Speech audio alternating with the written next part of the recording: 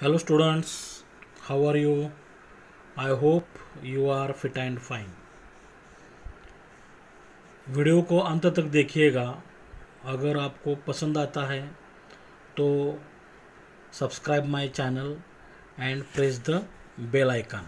Okay, तो हम आज हमारा जो पॉलिटिकल साइंस का थर्ड लेसन है, इसका हम थर्ड पार्ट देखने वाले हैं, वर्किंग ऑफ द कॉन्स्टिट्यूशन। हमारे कॉन्स्टिट्यूशन का वर्किंग कैसे चलता है। इसके पहले दो पार्ट में हमने डेमोक्रेसी, पॉलिटिकल मैच्योरिटी, हमारी डेमोक्रेसी हमने 1950 में अडॉप्ट की थी।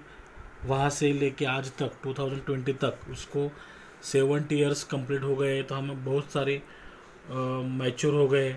राइट टू वोट, हमें पहले 21 ईयर्स के लड़का लड़की को वोट का अधिकार था, अभी हमने 18 ईयर्स कर दिए हैं। इसके बारे में हमने डिस्कस किया है। डिसेंट्रलाइजेशन ऑफ डेमोक्रेसी, मतलब हमारा डेमोक्रेसी जो है, डिसेंट्रलाइजेशन मतलब सारा कुछ यूनियन के पास, सेंट्रल गवर्नमेंट के पास नहीं रखा है, उसको स्टेट के बाद नीचे नगर पालिका है ना, ग्राम पंचायत वगैरह नीचे हमने लाया है। Right to information act, government जो भी काम करती है वो हमें जानने का अधिकार है, तो आरटीआई एक्ट 2005 के बारे में हमने डिस्कस किया है। सोशल जस्टिस एंड इक्वलिटी, हर एक आदमी को सामाजिक न्याय मिलना चाहिए, किसी भी धर्म का हो, पंथ का हो, जात का हो, उसे इक्वल समझना चाहिए। Policy of reservation of seats, कि हमें जो डिप्राइव्ड क्लासेस है SC ST के लिए, उनको हम कुछ सीट्स रिजर्व रखने चाहिए नौकरी में वगैरह। The scheduled tribe caste and scheduled tribe prevention of atrocities act, मतलब शेड्यूल्ड कास्ट और ट्राइब्स के लोग हैं, उनके ऊपर कोई अत्याचार न करे, उनके प्रोटेक्शन के लिए हमने एट्रोसिटीज़ एक्ट बनाया है।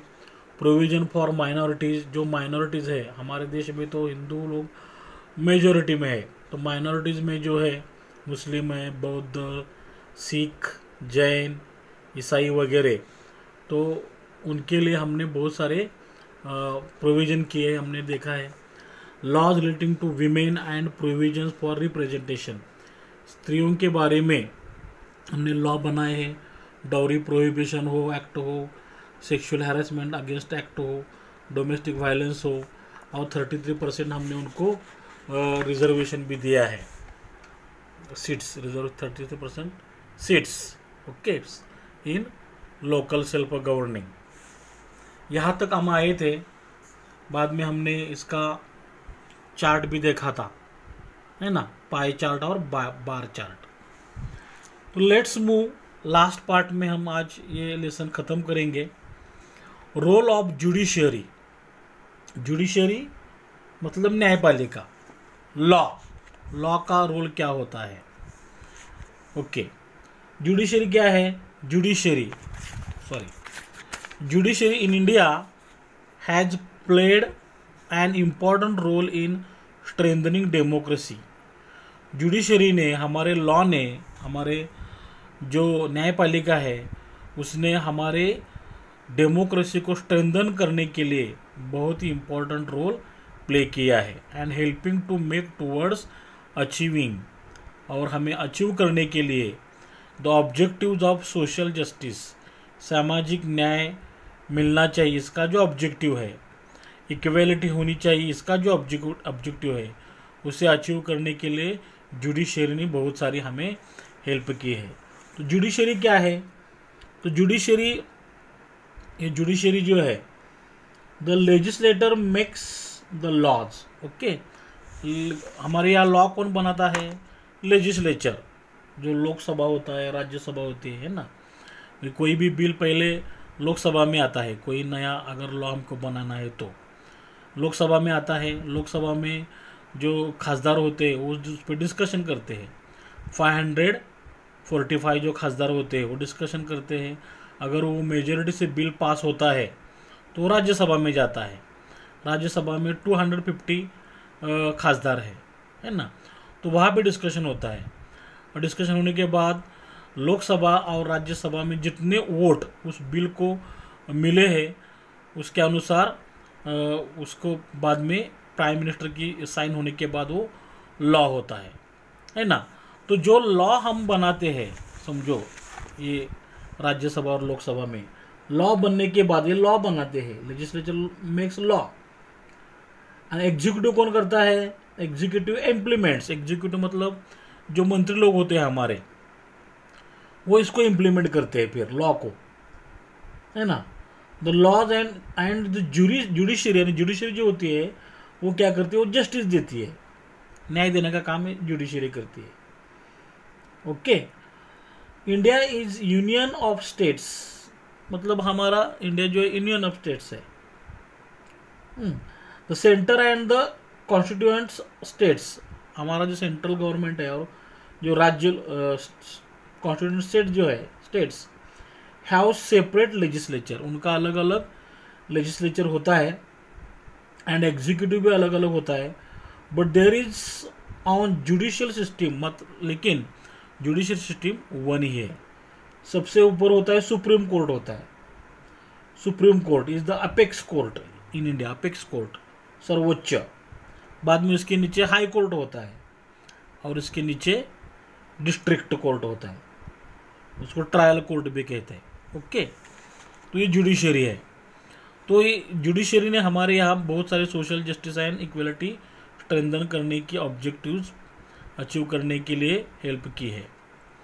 वाइल इंटरप्रिटिंग द प्रोविजंस, हमने जो भी प्रोविजन किया है उसका हमें इंटरप्रेट करने के लिए ऑफ द कॉन्स्टिट्यूशन, कॉन्स्टिट्यूशन में जो भी प्रोविजन किया है उनका इंटरप्रेट करते वक्त द जुडिशरी, हमारी न्यायपालिका जो है judiciary has always taken into consideration, उन्होंने हमेशा कंसिडरेशन में लिया है किसको? द फंडामेंटल ऑब्जेक्टिव्स को ऑफ द कॉन्स्टिट्यूशन। हमारे कॉन्स्टिट्यूशन में जो फंडामेंटल ऑब्जेक्टिव्स है, फंडामेंटल ऑब्जेक्टिव्स को भी कंसिडर किया है, करती है हमारे जुडिशरी। किसको? फंडामेंटल ऑब्जेक्टिव्स को। फंडामेंटल ऑब्जेक्टिव्स मतलब ये क्या होता है? राइट्स ऑफ सिटीजन्स क्या है ना। Independence of judiciary, judiciary independent है, उसके ऊपर किसी का इन्फ्लुएंस नहीं रहेगा। बाद में free and fair elections, election free and fair होंगे। फ्रीडम ऑफ प्रेस, न्यूज़पेपर को, प्रेस को फ्रीडम है। तो ये हमारे फंडामेंटल ऑब्जेक्टिव्स है, इनको कंसिडरेशन में लेती है कौन? Judiciary. Okay. And also the intention of constitution makers, और कॉन्स्टिट्यूशन मेकर जो हमारे थे उनका हेतु क्या था, इंटेंशन क्या था, उनको भी कंसिडरेशन में जुडिशरी लेती है। मतलब कॉन्स्टिट्यूशन बनाने वालों ने क्या इंटेंशन था बनाने के टाइम, किस इंटेंशन से हमारी कॉन्स्टिट्यूशन बनाई है, वो इंटेंशन भी जुडिशरी क्या करती है?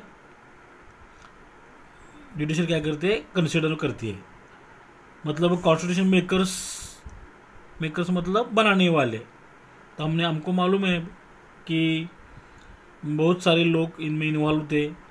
तो इसकी ड्राफ्टिंग कमेटी थी, ड्राफ्टिंग कमेटी के चेयरमैन डॉक्टर बाबा साहब अम्बेडकर थे, और बाकी के लोग भी समझो उसमें BN राव थे, कॉन्स्टिट्यूशन एडवाइस देने के लिए। बाद में डॉक्टर राजेंद्र प्रसाद, ये प्रेसिडेंट ऑफ कॉन्स्टिट्यूंट असेंबली थी। Doctor Rajendra Prasad president of constituent assembly.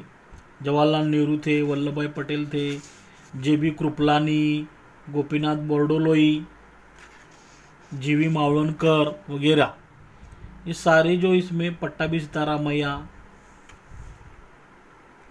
तो ये कॉन्स्टिट्यूशन मेकर जो थे उनका इंटेंशन क्या था, ये भी ध्यान में लेने की कोशिश ये जुडिशरी करती है। कब? कॉन्स्टिट्यूशन में क्या प्रोविजन है उसका इंटरप्रेट करते टाइम।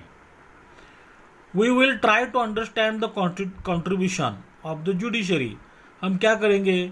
जुडिशरी का कंट्रीब्यूशन क्या है वो समझने की कोशिश करेंगे in this regard with help of the following points. तो फॉलोइंग पॉइंट नीचे जो पॉइंट देख हम क्या करेंगे? कंसिडर करेंगे और जुडिशरी का कंट्रीब्यूशन क्या है वो देखेंगे। पहला पॉइंट है हमारा the basic framework of the constitution. The basic framework of the constitution, constitution का बेसिक फ्रेमवर्क क्या है कि भाई हम लॉ बनाते टाइम बहुत सारे आर्टिकल में हम अमेंडमेंट कर सकते हैं, दुरुस्ती कर सकते हैं, चेंजेस कर सकते हैं, करेक्शन कर सकते हैं, लेकिन बेसिक फ्रेमवर्क जो है वो हमें ध्यान में लाना चाहिए। किसका? पार्लियामेंट का, सॉरी कॉन्स्टिट्यूशन का। The constitution is a dynamic, हमारी कॉन्स्टिट्यूशन डायनेमिक है।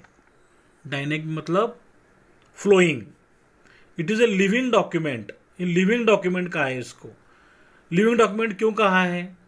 क्योंकि हमारे कॉन्स्टिट्यूशन 1950 से लागू हुई, तो आज तक 70 साल हो गए, 70 साल हो गए। 70 साल में हमने बहुत सारे अमेंडमेंट किए हैं, 100 से भी ऊपर हमने अमेंडमेंट इसमें किए हैं।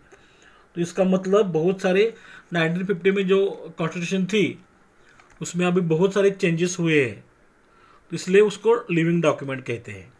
The constitution has to change, हमें कॉन्स्टिट्यूशन में धीरे धीरे चेंज करना चाहिए अकॉर्डिंग टू चेंजिंग कंडीशन। जैसे जैसे देश की हमारी स्थिति बदलती है, माहौल बदलता है, उस माहौल के अनुसार हमें उसमें चेंज करना चाहिए। And the parliament has a power, और पार्लियामेंट को पावर होती है। हमने पार्लियामेंट मतलब देखा है अभी, पार्लियामेंट पावर होती है टू मेक दोज चेंजेस, ये चेंजेस करने की पावर पार्लियामेंट के पास होती है। पार्लियामेंट हमने चर्चा किया अभी, पार्लियामेंट में कौन कौन होता है, पार्लियामेंट कैसे बनती है हमारे। तो पार्लियामेंट में समझो प्रेसिडेंट होता है, प्रेसिडेंट के बाद लोकसभा और राज्यसभा।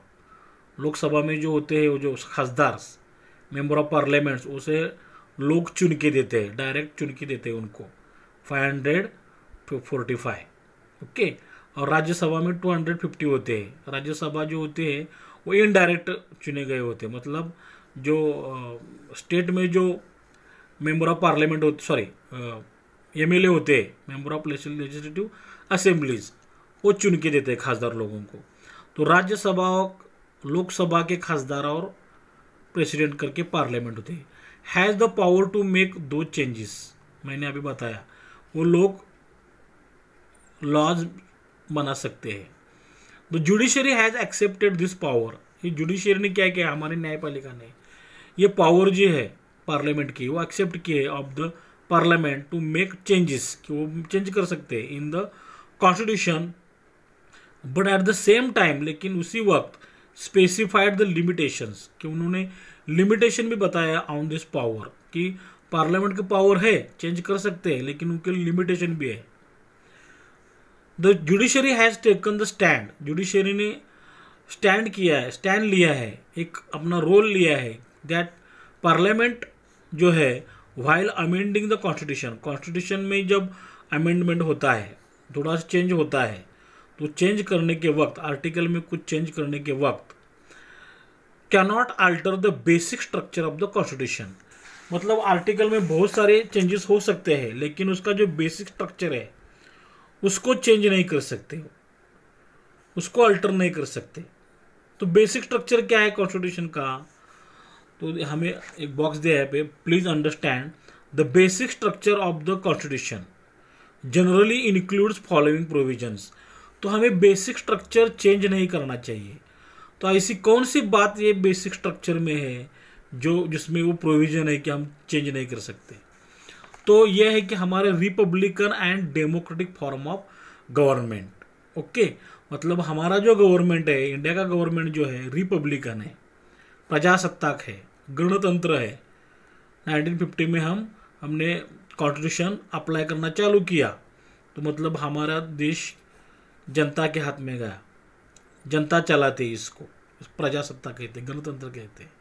डेमोक्रेटिक है, डेमोक्रेटिक मतलब जो हम डिसीजन लेते हैं तो हमारे थ्रू जो चुने हुए जो मेंबर्स होते हैं, खासदार, वो क्या करते हैं, देश चलाते हैं, मतलब इनडायरेक्टली लोग ही चलाते हैं।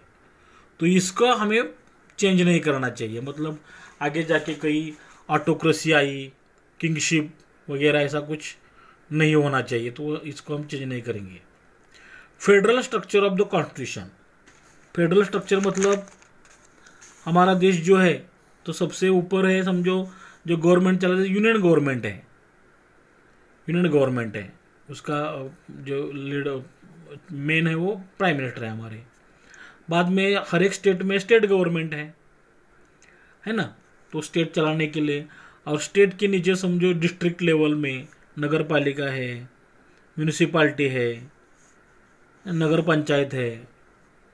तो ये फेडरल स्ट्रक्चर है हमारा, ये हम चेंज नहीं करेंगे। आर्टिकल बाकी के चेंज कर सकते हैं लेकिन ये चेंज नहीं करेंगे। ये हमारा क्या है, बेसिक स्ट्रक्चर है कॉन्स्टिट्यूशन का। Promotion of unity and integrity of the nation, ये हम नहीं चेंज करेंगे। यूनिटी, यूनिटी क्यों लिया है हमने, क्योंकि हमारे देश में बहुत सारे इतने धर्म हैं, हिंदू मेजॉरिटी में है, मुस्लिम, सिख, ईसाई, बौद्ध, जैन, पारसी, है ना। तो और बहुत सारी हिंदू धर्म में बहुत सारी हजारों जातियां हैं, तो इसकी यूनिटी होनी चाहिए करके हमने यूनिटी को प्रमोशन करना है, ये हम नहीं चेंज कर सकते। इंटेग्रिटी, इंटेग्रिटी मतलब, इंटीग्रिटी मतलब क्या होता है, अखंडता, अखंडपना, अखंड चाहिए, मतलब ब्रोकन नहीं होनी चाहिए जाने के बाद इन फ्यूचर कभी भी, ईमानदारी से, पूर्ण कंप्लीट फेथ, दृढ़, इसका मीनिंग इंटीग्रिटी है ना। मतलब जो भी the quality of being honest and having strong moral principle, integrity. देश की जो इंटीग्रिटी यूनिटी है हमें उसको प्रमोट करना चाहिए। Sovereignty of the nation, sovereignty, हमारे देश की सॉवरेंटी जो है उसको हम बेसिक स्ट्रक्चर मानते हैं, उसको हम चेंज नहीं करेंगे।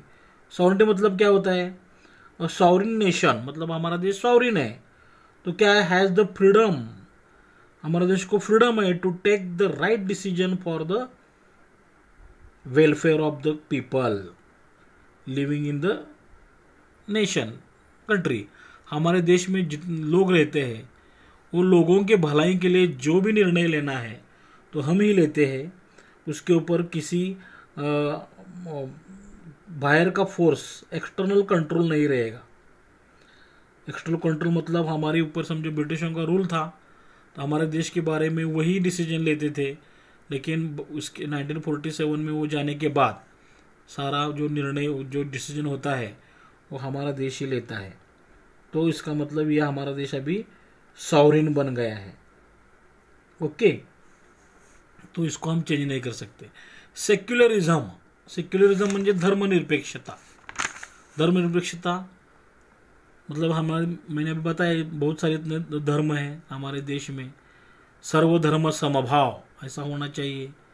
42 जो अमेंडमेंट हुआ, अमेंडमेंट मतलब थोड़ा सा करेक्शन, चेंज हुआ आर्टिकल में, amendment 42 amendment of the constitution of India in 1976 में, 1976 में the preamble of the constitution, हमारे जो प्रियम्बल है कॉन्स्टिट्यूशन की, उसमें हमने ये वर्ड ऐड किया सेक्युलर करके, तो हम सेक्युलर बन गए हैं।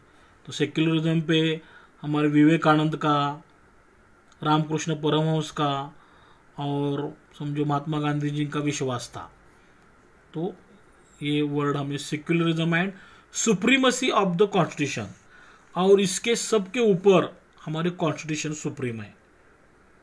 मतलब कोई प्राइम मिनिस्टर हो, प्रेसिडेंट हो, कोई भी लॉ मिनिस्टर हो, सुप्रीम कोर्ट हो, इसके ऊपर, इन सब के ऊपर हमारी कॉन्स्टिट्यूशन है, इसको हम चेंज नहीं करेंगे, ये हमारा बेसिक स्ट्रक्चर है। ओके, और हमारा सेकंड पॉइंट है सिग्निफिकेंट जुडिशियल डिसीजंस। तो हमारे जुडिशरी ने, न्यायपालिका ने आज तक कौन से जुडिशियल डिसीजंस लिए हैं सिग्निफिकेंट, महत्वपूर्ण, ऐसे important. The protection provided to the citizens, हमारे नागरिकों को जो प्रोटेक्शन प्रोवाइड किया है by fundamental rights, fundamental rights की तहत। तो फंडामेंटल राइट्स क्या होता है, तो फंडामेंटल राइट हमारा आर्टिकल जो कॉन्स्टिट्यूशन में 12 से लेकर 35 तक, 12 से लेकर 35 तक जो फंडामेंटल राइट्स है वो समझो इक्वलिटी बिफोर लॉ, लॉ के आगे सब समान है, ना कोई अमीर है, ना कोई गरीब है, ना कोई धर्म का है, ना कोई जात का है, पंथ का है। लॉ के आगे सब समान रहेंगे, इक्वल रहेंगे। फ्रीडम ऑफ स्पीच, हमें बोलने का अधिकार है, फंडामेंटल राइट है हमारा। अगर कोई आदमी गलत होता है, कोई मिनिस्टर गलत होता है, प्राइम मिनिस्टर गलत होता है, तो हम उसके भी खिलाफ बोल सकते हैं, हमारा फ्रीडम ऑफ स्पीच है। फ्रीडम ऑफ एक्सप्रेशन, रिलीजन्स, हमारा जो धर्म है, धर्म हम पालन कर सकते हैं हमारे देश में, है ना। एंड समझो फ्रीडम ऑफ असेंबली, गैदरिंग, हम असेंबल करने के लिए एक जगह आके डिस्कस कर सकते हैं कोई भी चीज़ को, तो ये हमारा फंडामेंटल राइट है। राइट अगेंस्ट एक्सप्लॉयटेशन, किसी को कोई एक्सप्लॉयट नहीं करना चाहिए, है ना। तो इसके आगे एक्सप्लॉयटेशन के अगेंस्ट राइट है हमारे पास। कल्चरल एंड एजुकेशनल राइट्स, हमारी संस्कृति पालन करने का, एजुकेशनल, शिक्षा लेने का अधिकार है। राइट ऑफ प्राइवेसी, तो ये सारे फंडामेंटल राइट जो है इसको प्रोटेक्शन किया है, प्रोटेक्शन प्रोवाइड किया है किसने, जुडिशियल डिसीजंस, जुडिशियल ने हमारे। In the constitution has been made more meaningful through various decisions of judiciary, और वक्त टाइम पे हमारे जुडिशरी ने बहुत सारे डिसीजंस दिए हुए हैं फंडामेंटल राइट्स के तहत बारे में समझो। Some of the important subjects, और बहुत सारे इंपॉर्टेंट सब्जेक्ट्स है ऑन विच, जिसके ऊपर the court has given judgment, court ने जजमेंट दिया है। जजमेंट मतलब रिजल्ट, न्याय समझो, निकाल बोलते हैं उसको। इंक्लूड राइट्स ऑफ चिल्ड्रन, मतलब बच्चों के जो अधिकार है। अब बच्चों के अधिकार क्या है समझो, बच्चों के अधिकारों के बारे में हमने, हमारे जुडिशरी ने डिसीजन दिया है। हाँ, राइट्स ऑफ चिल्ड्रन मतलब क्या है, चिल्ड्रन के राइट्स क्या है कि चिल्ड्रंस राइट मतलब right to an adequate standard of living, कि बच्चों ने उनका स्टैंडर्ड ऑफ लिविंग भी एडिक्वेट होना चाहिए। हेल्थ केयर के बारे में, एजुकेशन एंड सर्विस, उसको एजुकेशन मिलनी चाहिए, उसको सर्विस मिलने का मौका होना चाहिए। प्ले एंड रिक्रिएशन, मतलब वो खेल कूद खेलना भी चाहिए उसको। रिक्रिएशन, एंटरटेनमेंट होना चाहिए उसका। बैलेंस डाइट उसको मिलना चाहिए। प्रोटेक्शन फ्रॉम अब्यूज, उसे कोई भला बुरा नहीं कहना चाहिए। निगलेक्ट नहीं करना चाहिए, एक्सप्लॉयटेशन नहीं होना चाहिए उसका। पार्टिसिपेट इन कम्युनिटीज़, वो कम्युनिटीज़ में पार्टिसिपेट कर सकता है। एडिक्वेट हाउसिंग होनी चाहिए, फूड होना चाहिए, वाटर होना चाहिए। ये राइट्स ऑफ चिल्ड्रन है, मतलब तुम्हारे सब लोगों के। तो इसके बारे में भी जजमेंट दिया है, मतलब चाइल्ड लेबर वगैरह ऐसा कोई नहीं होना चाहिए। होटल में वगैरह छोटे छोटे बच्चे काम करते हैं, वो कानूनन अपराध है, ध्यान में रखो।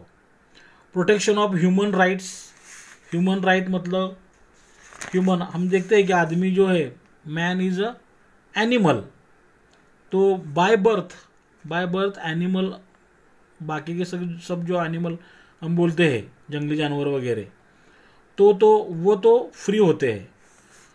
तो इस तरह हमारे भी ह्यूमन कोई राइट्स है, मानव अधिकार, उनको प्रोटेक्शन मिलना चाहिए। तो हमारे अधिकार ऐसे कौन से हैं, तो राइट टू लिव, जीने का अधिकार, मतलब हमारे कोई हमें मारना नहीं चाहिए। राइट्स, ह्यूमन राइट्स, जीने का अधिकार है, वो भी कैसे, विद डिग्निटी के साथ, स्वाभिमान के साथ, है ना। मतलब कोई किसी का, मैंने अभी बताया, कोई किसी को मारता है तो उसको सज़ा होगी, तो उसका प्रोटेक्शन मिलना चाहिए। फ्रीडम ऑफ थॉट, मेरे जो विचार है वो विचार एक्सप्रेस करने के लिए, व्यक्त करने के लिए मेरे पास फ्रीडम है। Religion, right of education, education लेने का अधिकार है, ह्यूमन राइट है हमारा। Right to freedom of movement, मैं एक राज्य से दूसरे राज्य में जा सकता हूँ, वो मेरा ह्यूमन राइट है। राइट टू ओन प्रॉपर्टी, मैं अपनी प्रॉपर्टी खरीद सकता हूँ भारत के किसी भी कोने में, वो मेरा ह्यूमन राइट है इंडिया में समझो। राइट टू वर्क, काम करने का अधिकार है। राइट टू वोट, मुझे वोट करने का अधिकार है। कंटेस्ट इलेक्शन में, इलेक्शन भी कंटेस्ट कर सकता हूँ। Right to enjoy the arts and literature, जो आर्ट होती है, जो लिटरेचर होता है, उसको एंजॉय करने का मुझे अधिकार है ना। तो ये इसका प्रोटेक्शन भी हमारी जुडिशियल सिस्टम ने किया है, उसके बारे में डिसीजन दिया है।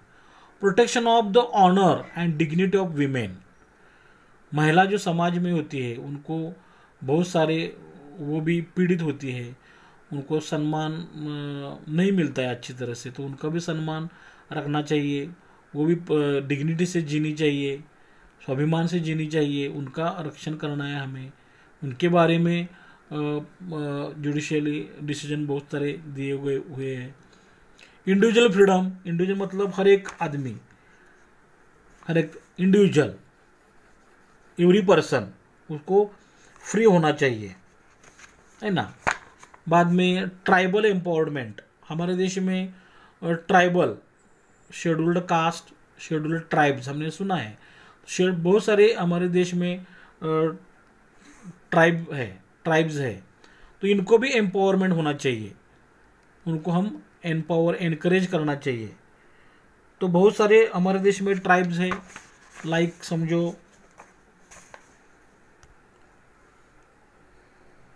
हाँ, हमारे देश में बहुत सारे ट्राइब्स है, लाइक समझो different types of tribes, like kolam,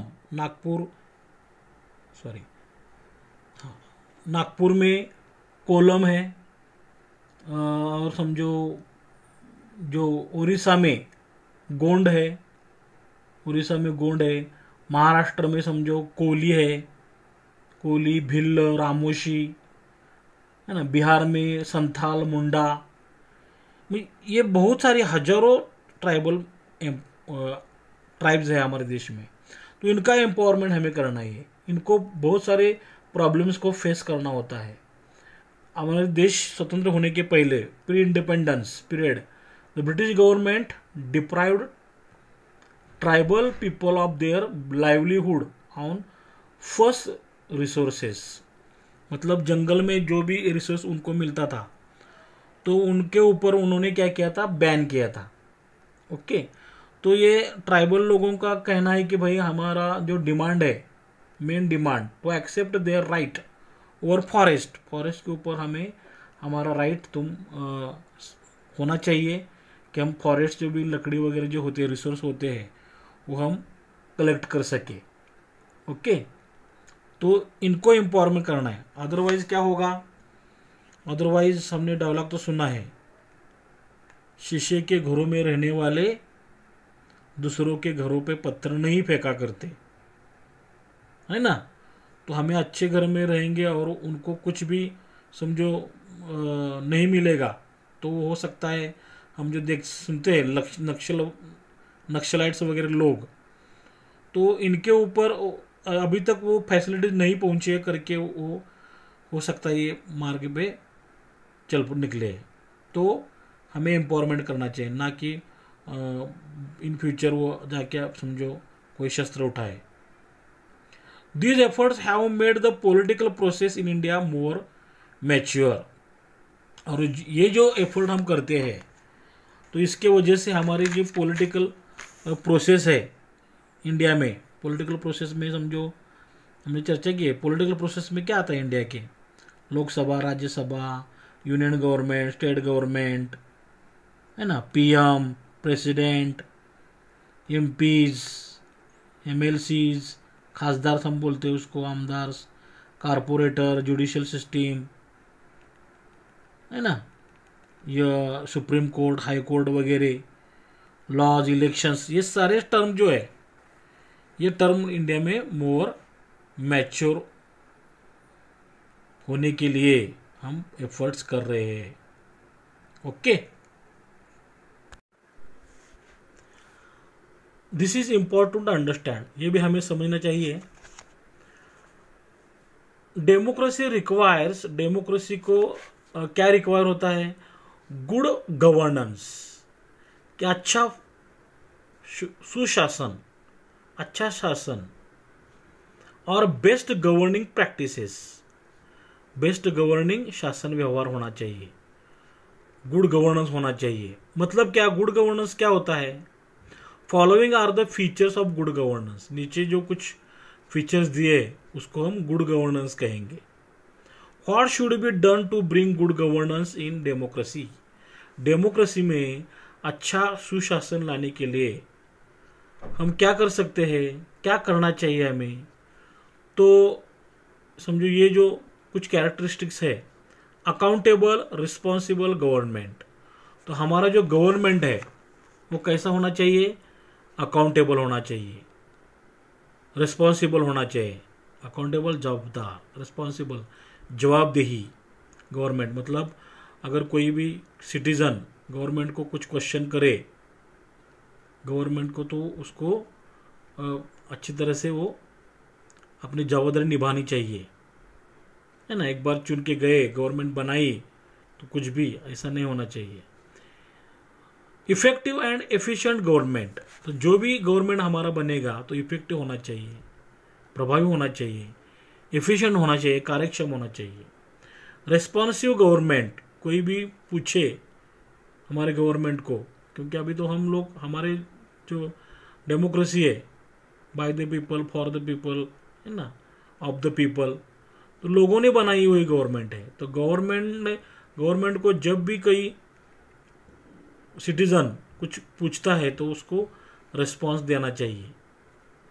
transparency in working of the government. Government जो भी काम करता है उसमें ट्रांसपेरेंट होना चाहिए। इसलिए तो हमने आरटीआई एक्ट लाया ना, राइट टू इंफॉर्मेशन एक्ट, कि हमें जो भी कुछ काम करते हो उसका सब मालूम होना चाहिए।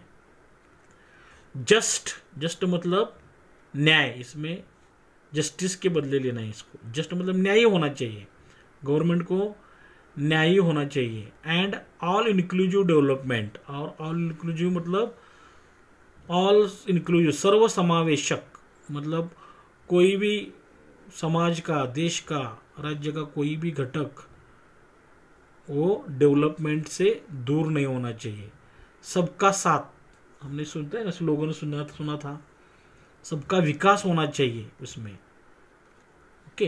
People participation in the governing, लोगों ने गवर्निंग में पार्टिसिपेट होना चाहिए कि भाई क्या चल रहा है। 5 साल में एक बार हमने वोटिंग किया, बाद में क्या चल रहा है हमको मालूम नहीं, ऐसा नहीं होना चाहिए। लोगों का भी पार्टिसिपेशन होना चाहिए in the governing and decision making process, कि जो भी डिसीजन होता है, डिसीजन लेने में, डिसीजन मेकिंग प्रोसेस में लोगों ने भी हिस्सा लेना चाहिए। तो ये हमारे कुछ कैरेक्टरिस्टिक्स थी, फीचर्स थी गुड गवर्नेंस की। Okay. In this chapter we took a review of the constitution. इस चैप्टर में हमने कॉन्स्टिट्यूशन के बारे में रिव्यू लिया, and the working of the government, government कैसा काम करता है, on the basis of constitution, constitution के बेसिस पे गवर्नमेंट कैसा काम करता है, इसके बारे में हमने यहाँ पे बहुत सारा डिस्कशन किया है। In the context of Indian democracy, there are many challenges before India's democracy. अपने देश के डेमोक्रेसी के सामने बहुत सारे चैलेंजेस हैं अभी भी। Governments act and policies, government के जो एक्ट है, जो पॉलिसीज है, have not put an end to all the problems, वो सब प्रॉब्लम्स नहीं खत्म कर सकती है। Okay. There are several new problems confronting us. अगर एक प्रॉब्लम सॉल्व करने के लिए हम एक एक्ट बनाते हैं, कुछ पॉलिसी इंप्लीमेंट करते हैं, तो अलग सा प्रॉब्लम क्रिएट होता है। सेवरल न्यू प्रॉब्लम्स हमारे हमने है। However what is important is that, इसके बावजूद इम्पोर्टेंट क्या है, the people in India, Bharat के जो लोग हैं, have developed a democratic mindset. कुछ भी हो, लेकिन इंडिया के जो लोग हैं उन्होंने अपने डेमोक्रेटिक माइंडसेट डेवलप किया है। मतलब कोई भी यहाँ पे ऑटोक्रेटिक नहीं बन सकता। 70 साल में 70 साल में लोगों की माइंडसेट हो गई है कि डेमोक्रेटिक, 5 साल में इलेक्शन होने वाला है ना। हमें हमारा जो एमपी होता है, रिप्रेजेंटेटिव होता है, हम चुन के देंगे, उससे हम अच्छा काम करवा के लेंगे। ना ही किसी के एक के हाथ में सत्ता जाना चाहिए, कोई मिलिट्रीशिप नहीं आनी चाहिए, किंगशिप नहीं होनी चाहिए, ऑटोक्रेसी नहीं होनी चाहिए। फॉर एग्जांपल जाते थे मैं आपको बताऊंगा, इंदिरा गांधी ने 1977 में ऐसी कोशिश हुई थी, 1975 में एमरजेंसी लाई थी इंडिया में, तो लोगों को वो अच्छा नहीं लगा, तो उनका डिफीट हो गया 77 में, और जनता पार्टी का सरकार आया था उस टाइम, है ना। तो लोगों की माइंडसेट जो है डेमोक्रेटिक हो गई है। अभी भी जो बीजेपी की सरकार है, तो अभी तो आई है समझो, इसके पहले कांग्रेस की थी। अगर बीजेपी समझो कुछ डेमोक्रेसी के अगेंस्ट कुछ करेगी, तो हो सकता है उसको भी लोग बदल देंगे, क्योंकि हमारे लोगों की माइंडसेट डेमोक्रेटिक हो गई है। In the next chapter we will study the election process in India. तो इलेक्शन कैसे किए जाते हैं हमारे देश में, वो हमारे नेक्स्ट चैप्टर में हम देखेंगे। आई होप आपको ये लेसन पूरी तरह से अच्छी तरह समझ में आया होगा। अगर आपको समझ आया है अच्छी तरह से तो लाइक करो। अगर आप लाइक करते हो तो हमको भी थोड़ा सा मोटिवेशन मिलता है, एनकरेजमेंट मिलती है।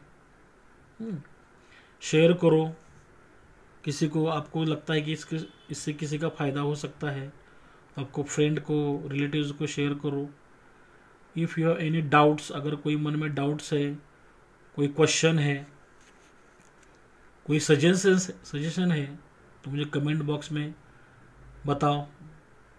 And subscribe my channel. अगर आप वीडियो पर नए हैं तो देखो, या सब्सक्राइब SUBSCRIB ऐसा वर्ड होता है, उसको आप प्रेस करेंगे तो बेल आइकॉन दिखाई देगा। बेल का आइकॉन को प्रेस करेंगे तो मैं जब भी कभी नया वीडियो अपलोड करूँगा तो उसकी नोटिफिकेशन आपको मिल जाएगी। Okay, have a nice day, best of luck for your exam, may God bless you, take care, thanks.